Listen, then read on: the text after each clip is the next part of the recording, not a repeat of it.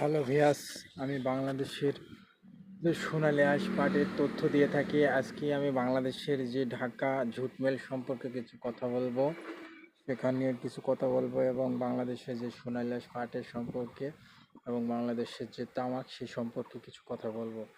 আমি বাংলাদেশে যে অঞ্চলে জানতে পেরেছি যে কয়েকটা অঞ্চলে তামাক উৎপাদিত হতো, যে কুষ্টিয়া জেলা, যে বাংলাদেশের কুষ্টিয়া জেলা এবং বাংলাদেশে কুষ্টিয়া জেলা যে তামাকটা উৎপাদিত হতো, যে সেখান থেকে যে বর্তমান আমরা জানতে পারছি সোনালী আঁশ পাট এবং তামাকে পর্যাপ্ত পরিমাণ চাষি ভাইরা লস খেয়েছে এবং তারা বলছে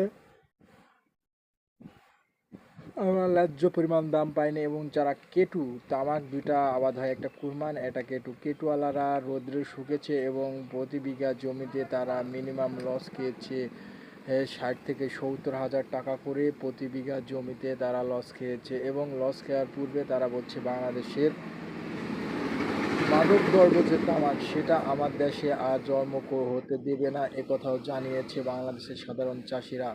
তারা বলেছে তাদেরকে ফুসলিয়ে লাগিয়ে নিয়েছে এবং তাদেরকে ন্যায্য পরিমাণ দাম দেয়নি এবং তাদের কোনো চাহিদা হয়নি। তাদেরকে খাল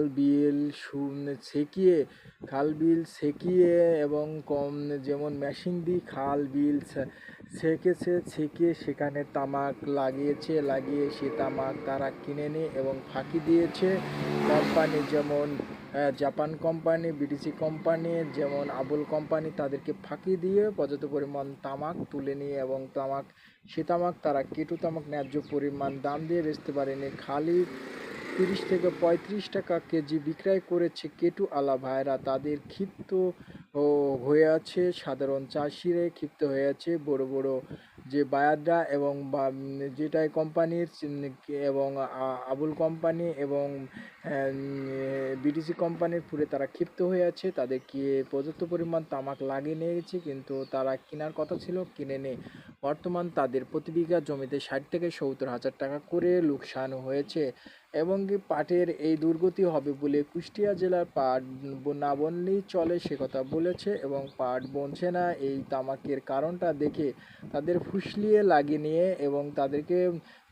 লাগিয়ে নিয়ে তারা ন্যায্য পরিমাণ দাম পায়নি এবং কুরমান তামাকও ন্যায্য পরিমাণ তারা কেনার আগেই তারা বলেছে যে ন্যায্য পরিমাণ আমাদের ঘরে তামাক থাকতেই আমাদের বাইন বদ্ধ করে দিয়েছে, একথা জানিয়েছে সাধারণ চাষিরা। এবং কি বাইনে প্রত্যেকটা বাইনে রেট কম দিয়েছে এবং যে পর্যাপ্ত পরিমাণ রেটের তামাক সেখানে কম হয়েছে রেট এবং তারা একটু যদি নর্মাল তামাক হয়েছে সেটা রিজেক্ট করেছে এবং রেট দিয়েছে 122 টাকা থেকে শুরু করে 181 টাকা, 50 টাকা, 231 টাকার নামে চলে যাচ্ছে খালি কম রেট।